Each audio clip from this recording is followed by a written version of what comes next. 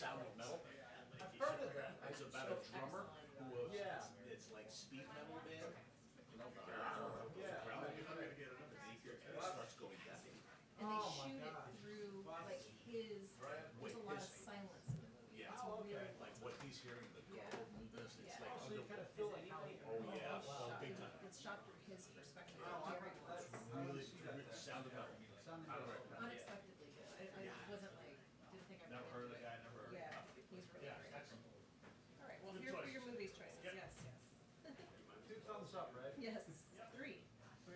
Find another one.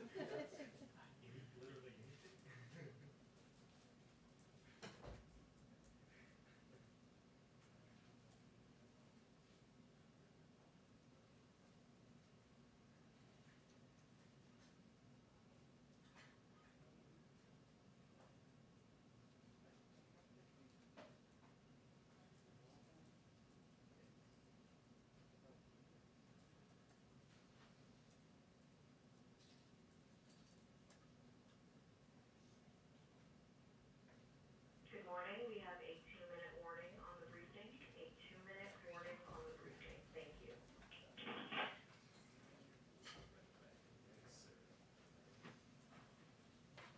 It is the afternoon, so good afternoon. I'd like to apologize for that. It is the afternoon. Thank you, sir.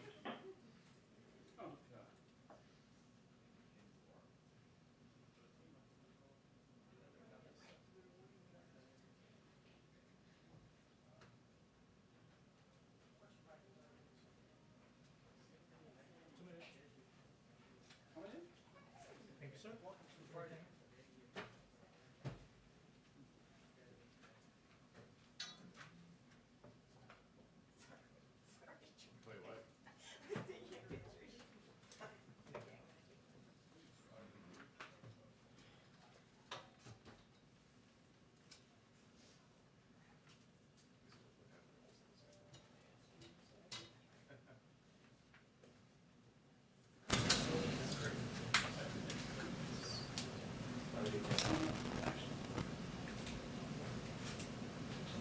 Welcome back. Many of you that have been around for a while. Nice to have a full room.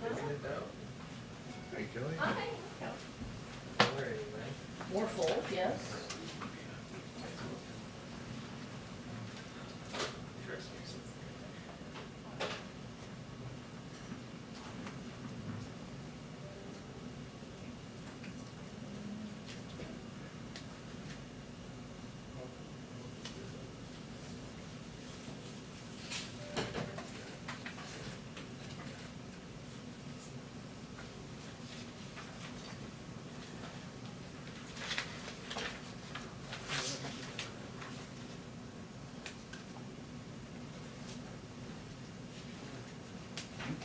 Oops, turn it off. Hold on one second. Hi.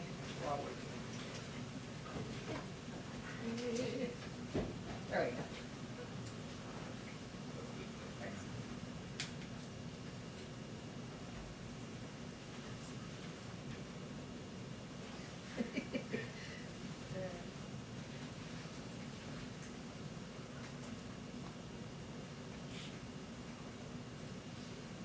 Back to my own head now.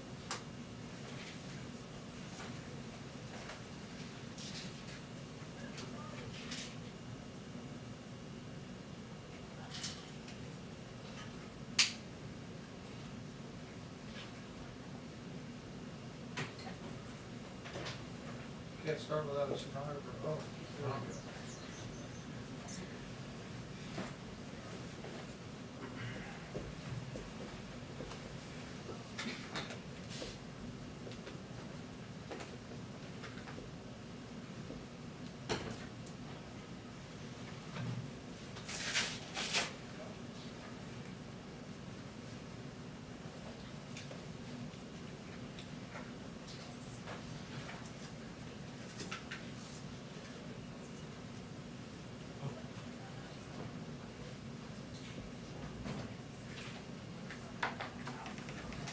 Hi, everyone.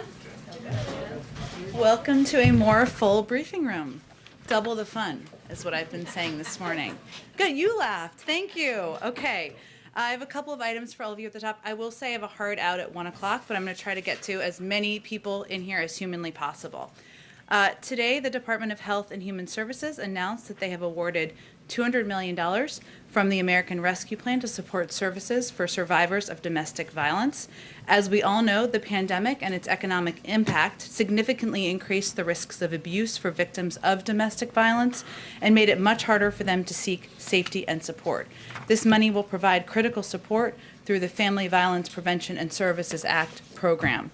It will provide 296 supplemental grant awards that will be used to fund domestic violence services in every state and territory, as well as supplementary funding for tribes, state domestic violence coalitions, national resource centers, specialized services for abused parents and children grantees, and national domestic violence hotlines.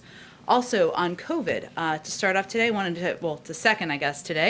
to give you a brief update on our whole of government wartime COVID-19 response. We have gone from 6% of U.S. adults with one shot on the day the president took office to more than 60% in just 4 months. We're averaging about 24,000 cases per day, down from nearly 184,000 cases per day when we took office. And daily death rates have dropped nearly 85% since January 20th. Is there more work to be done? Absolutely. We're still at war with the virus. A couple things that we've been able to implement. Thanks to the American Rescue Plan, we've been able to accelerate and improve our COVID-19 response. School districts across the country have been able to leverage the resources needed to safely reopen. Small and medium-sized businesses are able to pay their employees for the time needed to take off work to get the shot and recover from it. And billions of dollars have gone to states and local organizations doing the boots-on-the-ground outreach around vaccine confidence, which is, of course, a big focus for us at this point.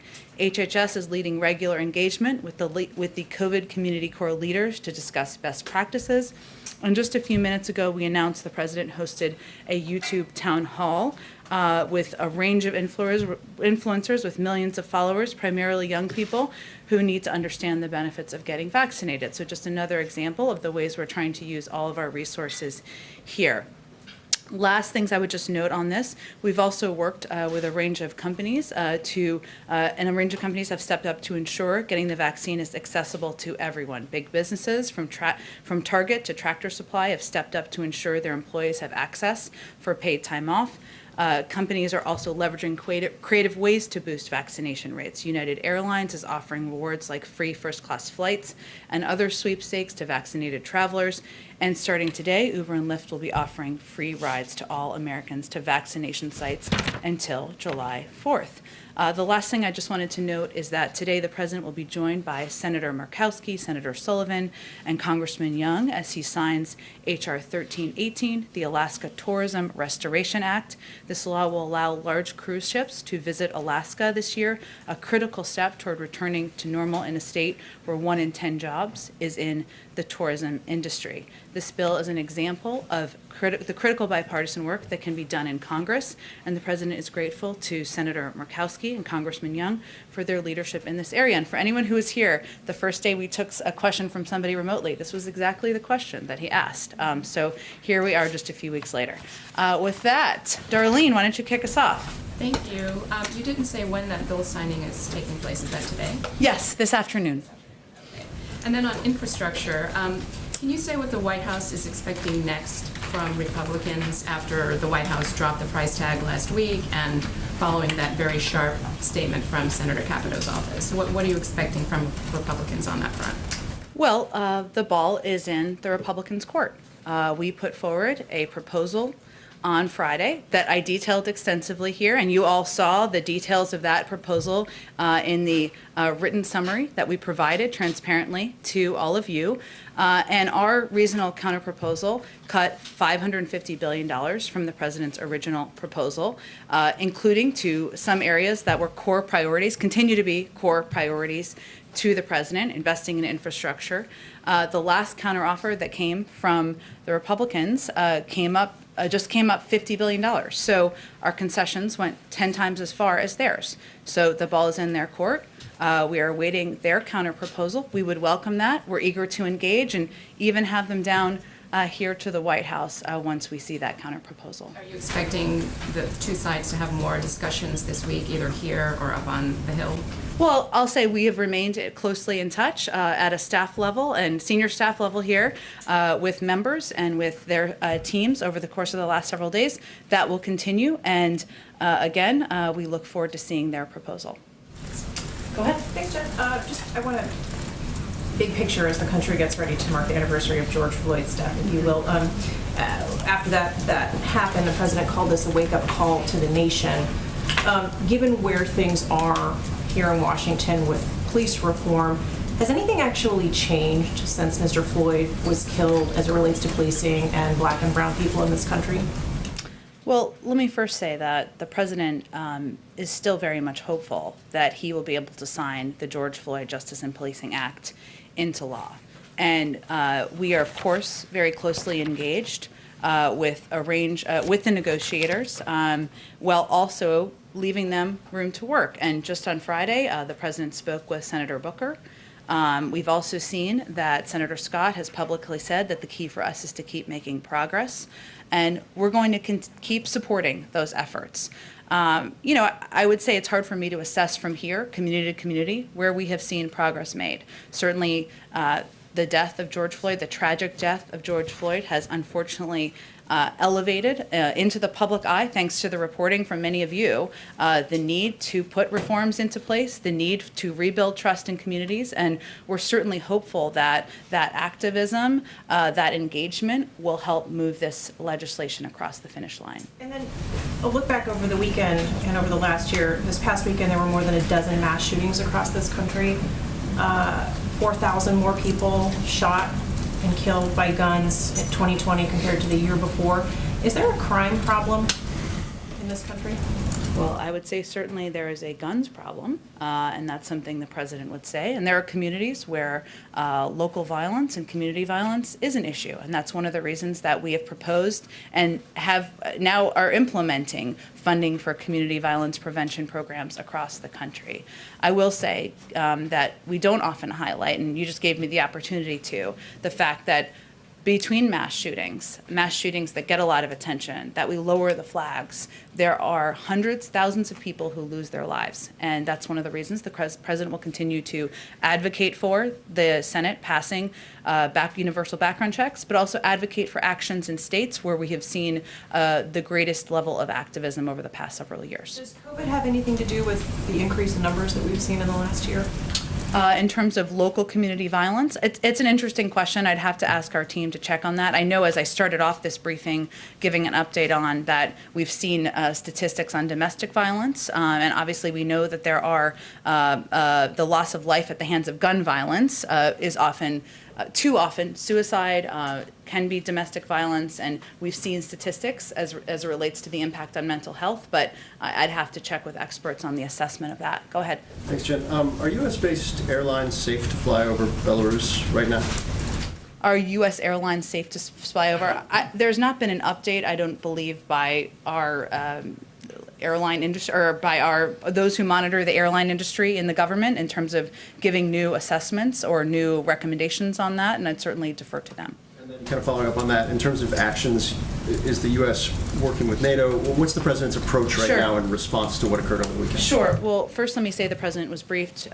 He's been kept abreast, of course, but he was briefed this morning during his PDB by his national security team. Our national security advisor, Jake Sullivan, also raised our strong concerns on this issue, the actions of the government of Belarus with the secretary, with his Russian counterpart during their phone call this morning, which we provided a readout of, and it was largely, of course, focused on moving the ball forward on getting to a meeting, but he also raised this issue. We certainly, since you gave me the opportunity to do this, condemn the Lukashenko's regime's ongoing harassment and arbitrary detention of journalists simply for doing their job. This was a shocking act, diverting a flight between 2 EU member states for the apparent purpose of arresting a journalist. It constitutes a brazen affront to international peace and security by the regime. We demand an immediate, international, transparent, and credible investigation of this incident. We are in touch with a range of partners bilaterally and through multilateral channels from NATO, the OSCE, UN, EU, and others. And we have nothing to read out at this point, but we will continue to coordinate closely with them. And just one more quick one, since we're in kind of a critical week on infrastructure. Does the president have a trigger, or is he identified, like, all right, this is, if I see this, we're walking, or if I see this, we're going to keep this going past Memorial Day? Do you have that laid out kind of in black and white inside the White House right now? I would say we're eager to see their proposal and see what they have to offer. And I think it doesn't take anything more than simple math to know that if we came down by $550 billion and they came up by $50 billion, they have a ways more to go. Go ahead. President Putin and President Lukashenko are very close friends and allies. Does the events with the Ryanair and the arrest of the journalist, is that going to have an impact on the meeting? And are you prepared to announce a summit between the President and President Putin today, or when do you expect to be able to do that? Well, I will say that as we provided in the call readout, our national security advisor did have a call with his counterpart, and it was an important step in that call was an important step in the preparation for a planned U.S.-Russia summit, the date and location of which we're not ready to announce at this point yet, and we're still working on the details. I will say that while our focus and the purpose of a meeting like this will be to move to a more stable and predictable relationship with Russia after several years where it has not been exactly that, and we believe we can do that in a constructive manner, it does not mean that we will hold back on areas where we have concern, as you've seen over the past several weeks, where we have simultaneously issued an invitation to have a meeting while also putting forward sanctions for actions that we find unacceptable. And so certainly, the fact that our national security advisor raised this issue is evidence of that, while also having a conversation about how we can move forward our planning on the summit. On another subject, can you give us a sense of what the meeting with the George Floyd family will look like tomorrow? How many members of the family will participate? Do you expect that to open for coverage? What should we expect? I certainly can. So tomorrow the president is hosting members of the Floyd family here at the White House to mark the anniversary of his tragic killing. This is going to be a private meeting, and we certainly will also put out a statement from the president marking the anniversary, a day that certainly impacted him personally and impacted millions of Americans, but he wanted this meeting to be private in order to have a real conversation and preserve that with the family. He has a genuine relationship with them, and the courage and grace of this family, and especially his daughter Gianna, has really stuck with the president, as you have seen him talk about Kelly and others many times over the past several months. So he's eager to listen to their perspectives and hear what they have to say during this meeting. In terms of the people who are attending, it is, Gianna, his daughter, of course, will attend. Roxy Washington, his mother. Bridget Floyd, his sister. Philanese Floyd, his brother. His brother's wife, Keita Floyd. Rodney Floyd. Another brother, Terrence Floyd, another brother, and Brandon Williams, who is George Floyd's nephew. So it will be a full family attending this meeting with the president tomorrow. Obviously, there's a deadline associated that the president asked Congress that will not be met. There's also been deadlines related to infrastructure, with Memorial Day wanting to see real progress. Is the president concerned that setting deadlines on some of these key priorities has not been enough of a catalyst to get action? Is that a sign of how he's approaching this not working, or a sign of something else? I mean, these are key deadlines that you've set, and some of them are not being met. Well, first I would say on the American Jobs Plan, our timeline is really our own timeline, and that is that we will be able to assess. We will assess internally as we go into Memorial Day weekend where things stand, what the next steps are, and where we go from here. That can take a range of formats.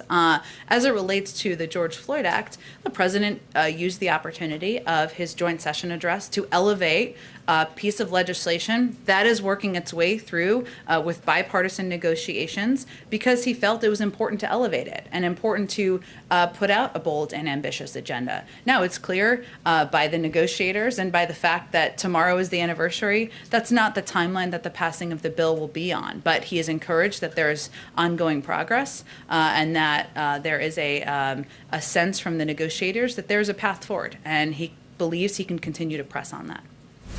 Go ahead. Thank you. On the origins of COVID, there's a new Wall Street Journal story that 3 researchers at the Wuhan Institute of Virology were hospitalized with symptoms consistent with both COVID-19 and common seasonal illness in November of 2019. That's something that is apparently known to U.S. intel officials. So why isn't President Biden pushing for more access, more information to get to the bottom of exactly what happened? We are. And we have repeatedly called for the WHO to support an expert-driven evaluation of the pandemic's origins that is free from interference or politicization. Now, there were phase 1 results that came through. We were not, during that first phase of the investigation, there was not access to data, there was not information provided. And now we're hopeful that WHO can move into a more transparent, independent phase 2 investigation. But with 589,920 dead Americans, at what point does President Biden say, we don't want to wait for the WHO, we don't know what they're doing, this needs to be an American-led effort to get to the bottom of what happened? Well, first of all, we need access to the underlying data and information in order to have that investigation. And why not? But he talks all the time about how he's known President Xi for a long time. So why can't he just call and we need ask them him for that information? I think you're misunderstanding how this process actually works. An international investigation led by the World Health Organization is something that we've actually been pressing for several months in coordination with a range of partners around the world. We need that data. We need that information from the Chinese government. What we can't do, and what I would caution anyone doing, is leaping ahead of an actual international process. We don't have enough data and information to drum to a conclusion at this point in time. So is there any amount of casualties from COVID in this country that would make you want to not wait for an international effort and just do it as... Well, I have to say, I think the family members of the loved ones whose lives have been lost and deserve accurate information, data, not the jumping to a conclusion without having the information necessary to conclude what the origins are. What we do share, everyone in this country, is a desire to know how this started, where it started, and prevent it from ever happening again. That's something we all share. Go ahead. Thanks, Jen. I want to ask you first about the negotiations that are going to be getting back underway in Vienna tomorrow over the Iran nuclear agreement. How would the White House assess the status of those talks? It doesn't seem like there's too much momentum toward an agreement. Would you agree that things are kind of grinding to something of a halt here?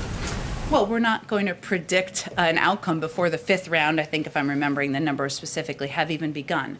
Look, the fact that they are starting a 5th round of negotiations, even as they are indirect, is a sign that we're continuing to plug along on the path to diplomacy. We continue to believe that's absolutely the right approach and the right steps as it relates to preventing Iran from acquiring a nuclear weapon. We know, because we have been through this journey before, that this is going to take some time, that there will be moments where it is challenging and hard and there are difficult conversations. And that is certainly playing out. But the alternative would be not pursuing diplomatic negotiations and accepting that we won't have visibility or access to an understanding of Iran's capabilities like we have, which would be similar to the situation we've had over the last couple of years. So we're going to we have the best diplomats on the ground. We're going to keep plugging away, working with our European partners and seeing what we can achieve here. And then just one more on infrastructure.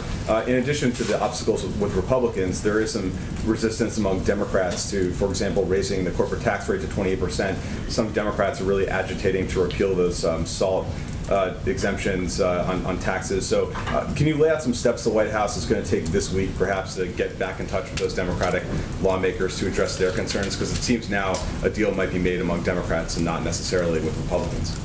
Well, first I would say that we've had about 500 engagements, if not more at this point, with our members, their staffs, their teams over the past several months on a range of issues, including the American Jobs Plan, including Democrats. So I know we talk a lot in here about negotiations with Capito, but I don't want that to confuse the notion that we are talking with Democrats, with Leader Schumer, with Speaker Pelosi, with committee chairs all the time about what their priorities are, what they'd like to see in a final package, and that's vitally important to these negotiations moving forward. I will say that the president has been clear. He is quite open to a range of mechanisms for paying for these proposals, including raising the corporate tax rate to a lesser percentage. It's all about how you pay for it, right? So it's a matter of numbers. We've just put up forward a proposal that lowers the cost of the overarching package by $550 billion. That requires less money. Not a mathematician, but that is true.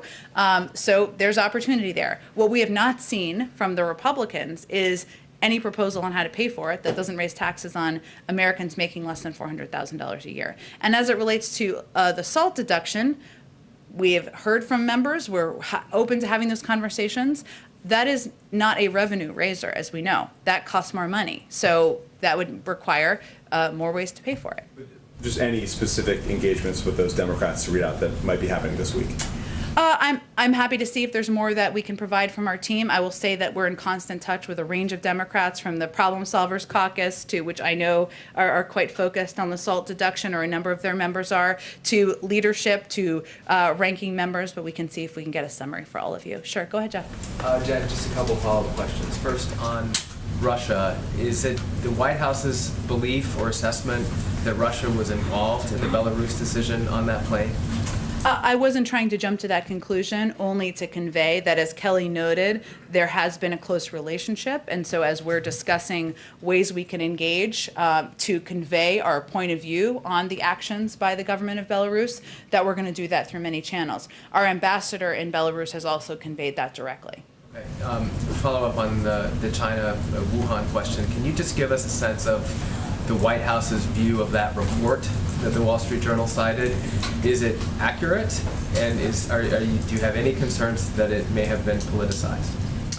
I would say in terms of the report, which was specifically about individuals being hospitalized, we have no means of confirming that or denying that. I mean, it's not a report from the United States. What I was conveying in response to Peter's question is that it doesn't mean we can draw a conclusion. We don't have enough information to draw a conclusion about the origins. There is a need to look into a range of options. We need data, we need an independent investigation, and that's exactly what we've been calling for. I think the Journal cited a U.S. intelligence report, so that would have been a U.S. report. Well, I don't have anything more on a U.S. intelligence report from here. Okay, and just lastly then, on the issue of infrastructure, you've cited the fact that you've cut the proposal by $550, yep. But a lot of that is going into other bills. So is it really a cut if you're planning on putting that money elsewhere in other legislation? Some of it is, not all of it is, and we've certainly come down from our proposals, and there's also bipartisan support for a number of those proposals to move them forward. So at the end of the day, though, we have put forward a proposal. We've put forward a way to pay for it. We have come down from our original proposal a great deal, and we look forward to Republicans putting forward their own counter-proposal so we can continue to negotiate. Go ahead, Ouija. Thanks, Jen. So on the COVID report, are you saying that the administration did not learn about these 3 researchers seeking hospital care until the Wall Street Journal reported it? I don't have anything more on that for you. Okay. On the Belarus plane, does the president consider the forced diversion a hijacking or not? I don't have a new definition of what happened here other than to convey that it was, obviously we're outraged, as the international community has expressed and we have expressed as well. And we think this was a brazen affront to international peace and security by the regime. At this point, we're not legally ready to change any of the existing language regarding the terms hijacking and sanctions. Obviously, there are processes to consider that. Thank you. And does the president plan to speak with President Lukashenko about this, or has he already? He has not spoken with him to date. I don't have any calls to preview. Our ambassador has spoken with him directly, or spoken with the leader, the government directly, I should say, for clarification. And just one more question. On Friday, President Biden said he would not allow the Justice Department to seize the records of reporters. Has he communicated that to Attorney General Garland? And if so, how did he communicate that? Well, I don't have any private conversations to read out for you between the president and his attorney general. What I can convey is that the president spoke clearly that he won't allow the abuse of power to intimidate journalists, and he is alarmed by the reports of numerous abuses of power regarding how the previous administration used the powers of the Department of Justice, and thought it was right to speak out. I don't have further specifics beyond that. But without revealing any private conversations, is the Justice Department aware that they are not to seize the records of reporters? Well, again, I think the president always believes that we should always be refining and improving our approaches. The president made those comments quite publicly, so everyone, I think, is aware. Sure. Go ahead, Mike. Hey, excuse me. Thank you, Jen. 2 quick foreign policy questions. Sure. One on Israel. Yep. Obviously, the ceasefire seems to be holding for now, but there's challenges ahead, obviously, for the president, who is under pressure, I think renewed pressure even today from the left, to do more for Palestinians and to do more to protect and enhance the quality of life for them. On the other hand, you've got his pledge to essentially rebuild Gaza, which is a difficult proposition at best when Hamas is in control of Gaza. So how does he see walking that line going forward, and maybe in the context of sending Blinken to the region as well? Sure. Well, as we announced this morning, the president asked Secretary Blinken to travel to the region to meet with Israeli and Palestinian leaders, also with additional leaders in the region, to accomplish a couple things, or to discuss a couple of things. One is creating sustainable conditions for a ceasefire. Yes, it is holding. We're continuing to watch it, but there's a recognition we need to continue to discuss and have conversations with our key partners in the region who played an instrumental role in getting to the point we reached last Thursday, and also to discuss the path forward on rebuilding Gaza. And as you noted, Mike, we know that won't be easy, in part because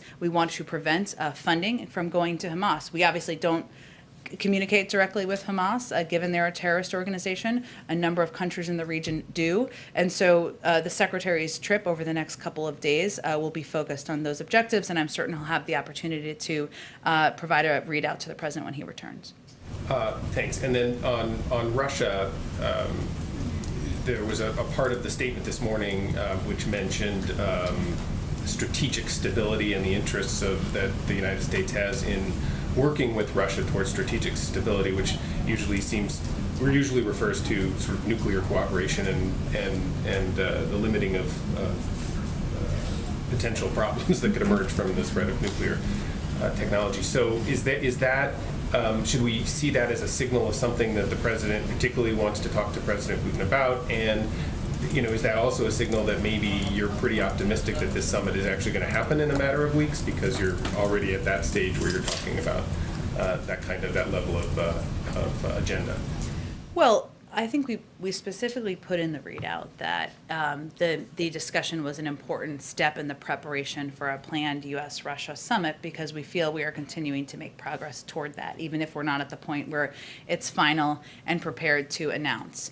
In terms of cooperation on nuclear capabilities and threats, I will note that this is one of the areas, even with the heightened level of tension with Russia over the past several years, where when the president came into office, one of the first items on our agenda was extending the START treaty for 5 years. And obviously now we have 5 years from now for that, but also they're an important partner as it relates to the Iran nuclear negotiations that were asked about earlier, because they are a member of the P5+1. So while we're not quite at the point of conveying what the breakdown would be of a potential summit, that's not yet confirmed, I would say that discussion, continued cooperation on nuclear stability would, I suspect, be a part of the agenda.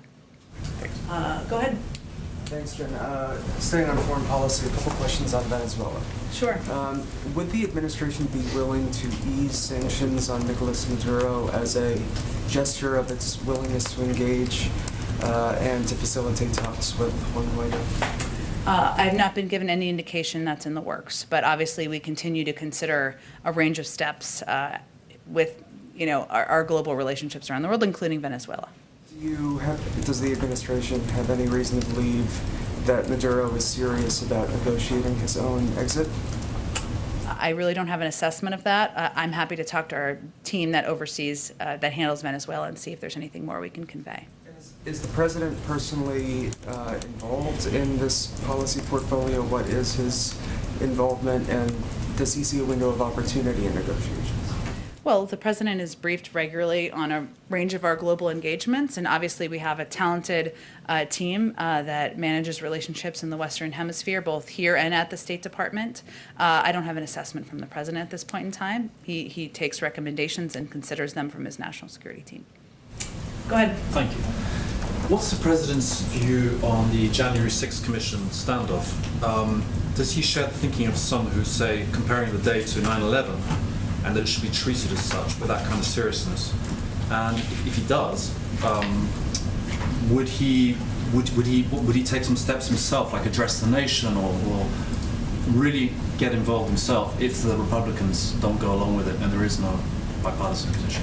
Well, we're not quite there yet. There are ongoing discussions and negotiations. The president believes the attack on the Capitol on January 6th was an unprecedented assault on our democracy. He's repeatedly conveyed that to the American public and spoken and said that in public addresses.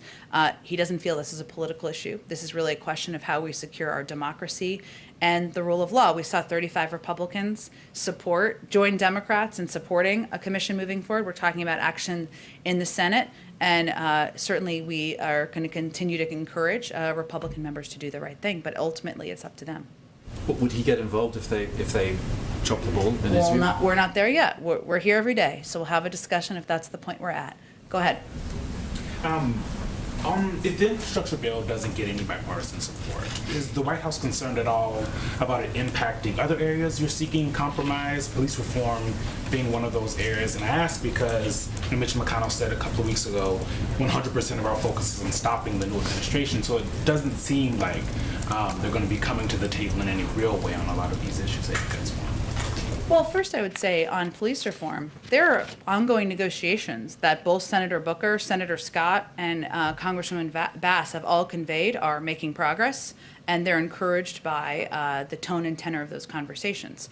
That's a good sign. I talked earlier about how the president is going to be signing a bipartisan piece of legislation into law later this afternoon. Senator Murkowski and Senator Young will be here. There are a range of opportunities to work together in a bipartisan way, including on the Frontiers Act that has since been renamed, but you know the one I'm talking about. So, look, I would say that our view is that investing in our nation's infrastructure, preparing our workforce to be more competitive in the global community to compete with China is something where there should be bipartisan support. We've put forward a good faith proposal. It's now the ball is in their court. But as it relates to your question about Senator McConnell and what impact his agenda will have, our view is that it's really a test for Republican senators. Do they want to find common ground? Do they want to engage with the president about moving an agenda forward for the American people, or are they going to take all of their direction from leadership? And we see there's opportunity to move forward in a bipartisan manner, even with those comments made by Senator McConnell. And just quickly back to gun control. Where are the talks on gun control? And more importantly, has the president talked to Senator Toomey or any of those other Republicans that have talked about background checks legislation, for example? Well, the president has had a range of conversations with members over the past several months, and obviously putting in place common sense gun safety measures is something that has been a priority for him throughout his career. He helped pass the Brady bill. He helped get background checks in place. He helped get the assault weapons ban passed, and he will continue to encourage and push that with members while he is president, top of his agenda. In terms of the status of the legislation, I would point you to leadership in the House, in the Senate, to have a discussion about that. Go ahead. Most of California is already in a drought emergency. There's fears that wildfire season will be earlier and longer and worse than ever this year. Obviously, we're about to head to FEMA for a hurricane outlook briefing. You've announced some money, but what is the administration doing right now that could have an impact in this current drought and looking ahead to this year's wildfires? Well, it's a great question, and I'd love to get you a more detailed answer than I'm going to have in front of me in this moment. I will say that there have been internal briefings through the interagency, through cabinet-level interagency meetings and discussions about how to address not just hurricane season, but also the approaching season, wildfire season. In terms of exact funding and money, I would have to check with them. Let me just note, if I may, that in advance of the president's visit to FEMA, we are announcing, as you may have seen, $1 billion. We will direct $1 billion for communities, states, and tribal governments into pre-disaster mitigation resources to prepare for extreme weather events and other disasters. And we certainly know that part of this effort is preparing communities for hurricanes, but also for pending forest fires that we know have impacted many parts of California. We know where they may impact, and our effort now internally is to get ahead of that and work, use every lever we have in government in coordination with local and state authorities to make sure we're as prepared as we possibly can be. But we will see if there's more specifics we can get you as well. Go ahead. Yes, on the Alaska Tourism Restoration Act, one of the things that environmental groups like Friends of the Earth have said is that the coronavirus-induced pause in big ship cruising has given the government an opportunity to kind of reconsider the environmental impact of cruises and modify the regulations. Is that something that the administration is considering? I would say the Department of Transportation would oversee any new regulations or recommendations for that as it relates to the cruise industry. So the legislation, as you know, is a positive in our view because it helps reinvigorate an industry that accounts for a great number of jobs in Alaska and jobs that have been on hold for the past year plus. Maybe more broadly then, is the human impact of the environment something that has been revealed by this pandemic, something that the administration takes into account when it's focusing on the better part of building back better? The human impact in general of the cruise industry? In general, across the board. I think we've seen evidence that the environment has flourished at times because of the decrease in industry. Is that something that when you're thinking about building back better is worth taking into account? Sure. I mean, I think if you look at the American Jobs Plan and proposals the president's put forward, including his ambitious goal of reducing greenhouse gas emissions by 2035, our view is that clean energy jobs, investing in clean energy jobs, which can help the environment, help ensure that we are protecting our Earth for our kids and our grandchildren, can be done simultaneously while creating jobs. So I think that initiative or that viewpoint is central to how the president sees his agenda. And certainly we've seen interesting data, I think that you're alluding to, over the past year as we've seen a slowdown in some industries. But our objective is ensuring that we are investing in a sustainable way to ensure that we can create a system that's creating millions of jobs while also, protecting our environment over the long term. On cruises, one of the reasons why they've been able to restart cruises from Washington to Alaska is because these cruise lines are testing people or asking for the vaccination proof from the guests on these cruises. That's something that state law in Alaska and Washington allow them to do, to abide by these CDC guidelines. Florida isn't doing that. Florida has passed a law that prohibits vaccine passports. Does the administration have a view on these kind of laws and the impact that they're going to be having on the cruise industry in Florida? We don't. I will say that we are not instituting vaccine passports from a federal level. We certainly understand that industries will make their own decisions about how to continue the work they need to do. Go ahead. Just a point of clarification, I guess, on the infrastructure. So if Memorial Day comes and goes, and the White House is not any more satisfied than you are right now with the Republican offer, is that the point in which the president asks Senate leadership, Democratic leadership, to begin reconciliation? We're not quite there. We talk, we're obviously in touch and working with Senator Capito and a number of Senate leaders, committee ranking members who she brought to the table. We're looking forward to hearing a counterproposal from them.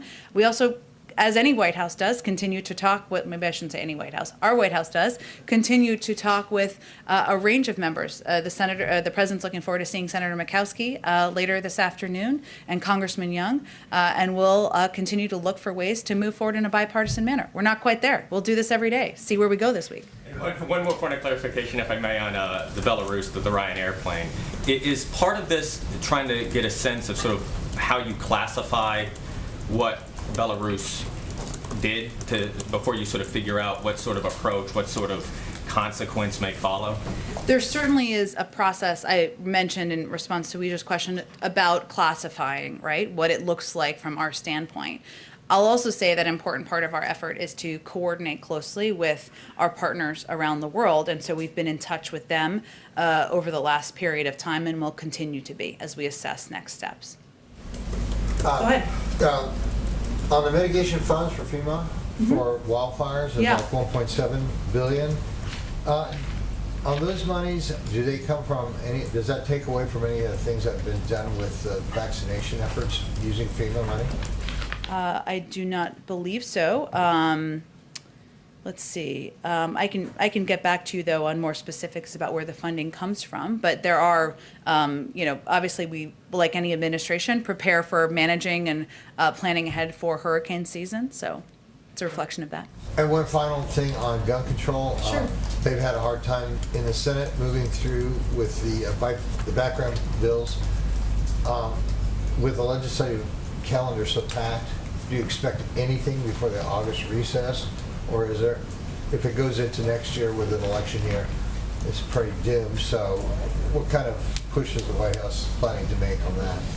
Well, I will say that the president believes that we need to continue to press for progress on gun safety measures. And the fact is the two pieces of legislation that have moved through the House are for universal background checks. That's something that's supported by more than 80% of the country. And so it shouldn't be a political issue. I know it is, we recognize it is, but the president will continue to press for those pieces of legislation moving forward. He also believes that there's an opportunity for activism and progress in states, as we've seen on a number of initiatives, whether it's red flag laws, and he took some steps to provide guidance through DOJ for states to put in place red flag laws, or additional background check legislation in states. So there's a number of levers that can be pushed. His position on gun safety measures is clear. There's decades of evidence for it, and he will continue to press Congress to move forward. Go ahead. Yet another infrastructure negotiations question for you. Great. You and other members of the administration have focused a lot on the $550 million you took off your offer, but a lot of the Senate Republicans over the past weekend said the bigger problem is not necessarily the dollar figure, but more, yet again, the broad definition of infrastructure and just massive disagreement there. Do you agree with that characterization of where talks are right now? I think that's a little perplexing. I mean, we're calling it the American Jobs Plan, right? It creates millions of jobs. And I'm not sure why it wouldn't be infrastructure to rebuild and replace lead pipes around the country, which also has the benefit of ensuring kids have access to clean drinking water. There are a lot of areas of this bill that are maybe not in the traditional sense, but guess what? It's 2021, and we need to modernize what we think about infrastructure, what we mean by it. And at the end of the day, what we're just trying to do is create millions of jobs. And we're hopeful the Republicans will put forward a proposal, come meet us somewhere in the middle, a counter proposal that can help accomplish the same thing. But that hope aside, have you seen any movement in getting to the same page of how one defines infrastructure over the past few weeks? I would say we kind of refute that as the basis of discussion here. At the end of the day, what we proposed is the American Jobs Plan that would invest in, yes, our nation's infrastructure, modernize it, create millions of jobs, make us more competitive, put people back to work, and that's what we're having a discussion about. And we welcome a counteroffer from the Republicans. The ball's in their court. Go ahead in the back. Thanks, Jen. I have a couple questions on TPS. It was just granted to 100,000 Haitians and just announced for Burma. There's hundreds of thousands of Hondurans who were affected by hurricanes Eta and Iota, and they're also waiting for TPS. And then also along that line, on October 4th, hundreds of thousands of Central Americans are losing that protection. Is the president aware of that deadline, and is he willing to guarantee to all these hundreds of thousands of people that have made their lives here in the U.S. that they will be protected if Congress doesn't do or pass the protection for them? Well, first let me note that over the weekend, the Secretary of Homeland Security, Mayorkas, announced a new 18-month designation of Haiti for temporary protected status. And as you noted, there are about 100,000 Haitians who could be eligible for that. In terms of assessing or making recommendations on TPS status, that would really be something that would be done by the Department of Homeland Security and the State Department. Certainly the President is aware and certainly aware of the plight of many people across the world, Hondurans and others who have been impacted by hurricanes, other natural disasters, and other reasons why they certainly would be requesting this status. But I don't have anything to predict for you or preview for you about additional countries being granted status. And on the ones that are losing it on October 4th, the people that already have the TPS, it's expiring October 4th, hundreds of thousands. There were families, 30 people that were just marching in front of the White House. Absolutely, and we're certainly aware of that. And October 4th is several months away from now, but it would be, again, a recommendation and decision made by the Department of Homeland Security and the State Department. And the last thing that I have is there was a meeting here at the White House with members of the Hispanic caucus. And when they came out, they said that the president guaranteed that he would be able to pass immigration protections for farm workers, TPS holders, and dreamers through reconciliation if nothing happens before that. When is there a deadline on that? Is there a time where patience runs out, as we were talking about with infrastructure and jobs plan, and the White House just decides to go along? Well, I know that meeting was a couple of weeks ago, I guess, several weeks ago, and we've spoken to it since then, that that sounds like it was a bit of a garble of what the president actually conveyed, because the president doesn't feel that reconciliation is the preferred path forward for moving these areas, priority areas of immigration forward. He did talk about, in his joint address, the fact that where there is agreement, which there is great agreement on dreamers and even an agreement on farm workers on moving this forward, we should move things forward in a bipartisan manner, and we'll continue to press for that. Last question, is the Vice President planning on going to the border? I know she's handling this. Why hasn't she been there? Is she planning in the future to go and see what's going on firsthand? Well, the Vice President is overseeing exactly the same portfolio that the President did when he was Vice President, which is the Northern Triangle and engagement with countries in the region about how we can work together to reduce the rate of migration and work together to address corruption, address the root causes of why so many people are traveling to our border. I expect she will make a trip to the Northern Triangle at some point soon, so that would be where she would travel given her purview. Go ahead. On infrastructure, is the budget proposal that's coming Friday going to incorporate the original infrastructure plan into it, or this revised, smaller one, or can you tell us anything about how you work infrastructure into the budget on Friday? Certainly, the American Jobs Plan will be a part of the budget proposal that we put forward on Friday, but I'm not going to get further ahead of what that will look like. You'll have to tune in on Friday. Come back. Can you tell us if this Washington Post story on Friday that said this budget is not going to include the public option or a plan to reduce prescription drug prices, is that correct? Well, the budget the budget language and the budget documents will certainly talk about the president's priorities, which include lowering the cost of prescription drugs and moving forward on a public option. But this budget proposal is about a proposal for the next, which will encompass a number of his proposals he's already put to date. But certainly in the budget documents we put forward, it will highlight and emphasize his priorities as president. Go ahead in the back. Thank you, Jen. The SALT deduction mostly benefits wealthy people. Studies have shown that. Given the concerns about income inequality in this country, given concerns about deficit spending, does President Biden support doing away with the SALT deduction as opposed to just lifting the cap, which some Democrats want to do?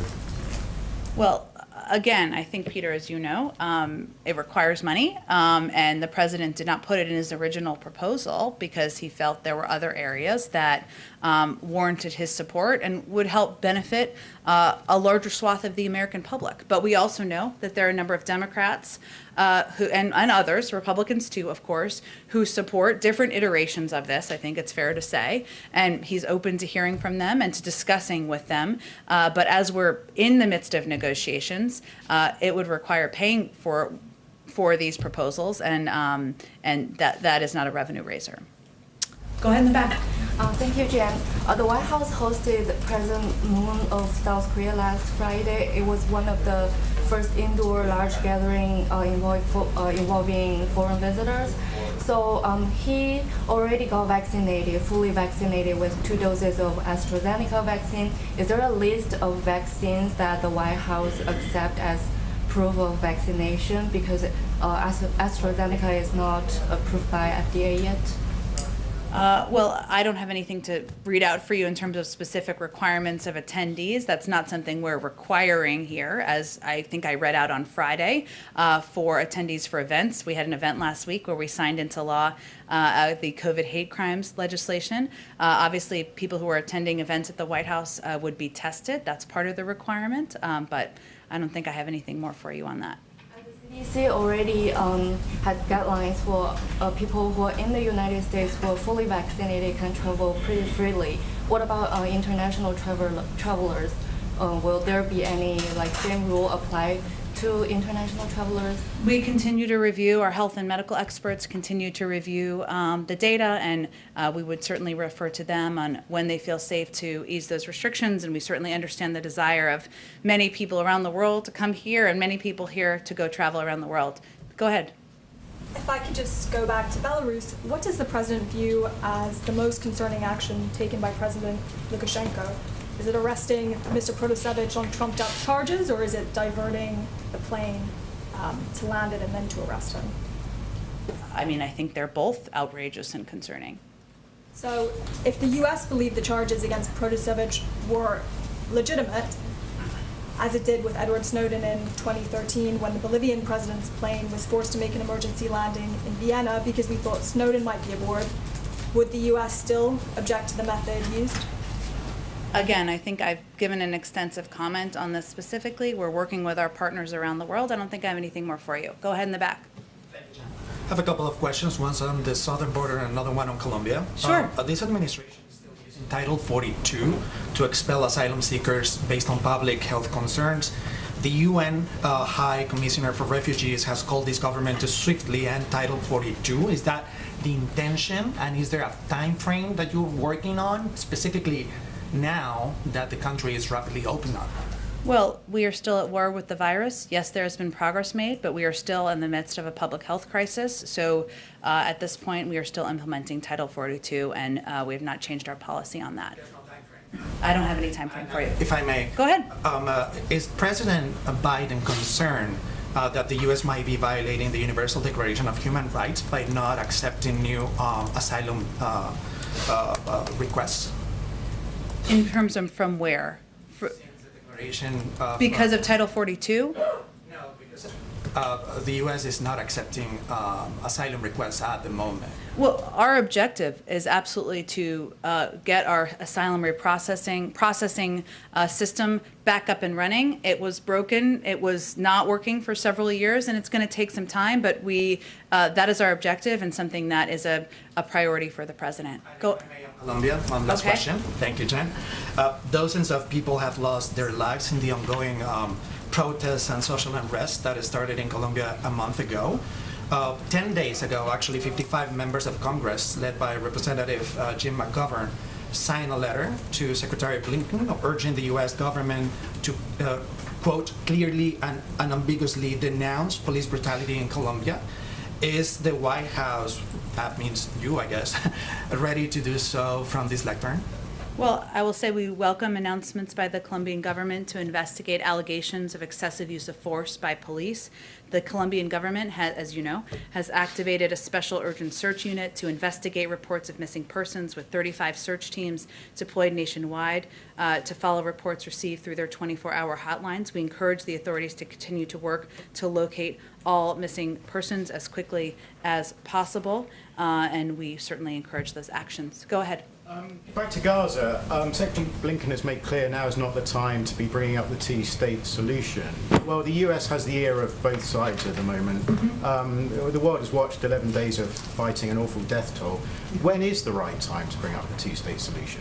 Well, first I'll say that the President, the Secretary of State all believe that the only way to bring a lasting end to the violence in the region is for there to be a two-state solution between the parties. It is going to require these parties coming together and agreeing that this is a path they want to pursue, negotiations they want to pursue, and an outcome that they're open to discussing. What the Secretary is there primarily on this trip is to focus on immediate issues right now at hand, which is ensuring that we are creating conditions with our partners in the region for a sustained ceasefire, and also discussing the path forward on rebuilding Gaza, something that there's a great deal of interest and support in the international community on, and there are great needs on the ground. So that's the focus at this point in time, but we continue to support, of course, a two-state solution, or any negotiations toward a two-state solution. It's something we've raised already even prior to the conflict of the last 2 weeks with the Israelis and other partners on the ground. If I may, what more can you tell us about the president's health regime? We hear he's lifting weights. What sort of weights is he lifting? Does he have a personal trainer? And what happened to his Peloton bike? Did he bring it to the White House? I didn't know where this was going, but I'm intrigued by it. I will say I have nothing to read out on the president's private exercise regime, but I can tell you, having traveled with him a fair amount, sometimes he's hard to keep up with. Do we have a schedule on his physical exam? I know you've asked about this before, and it is something we will be doing, of course, this year, and providing transparent information to all of you on. I will see if there's anything more specific I can get to all of you. And was he briefed on the specifics of the COVID vaccine and the incidence of myocarditis in some young people? Has that been a part of his portfolio? Yes, he is aware of that, and obviously, as you know, Kelly, our health and medical experts still continue to convey that it is the right step for 12 to 15-year-olds to get vaccinated, that these are limited cases, and that obviously the risks of contracting COVID are certainly significant even for people of that age. Thanks, everyone, so much. We're waiting for a really tough news day for the cat, so I've now let you in on my secret.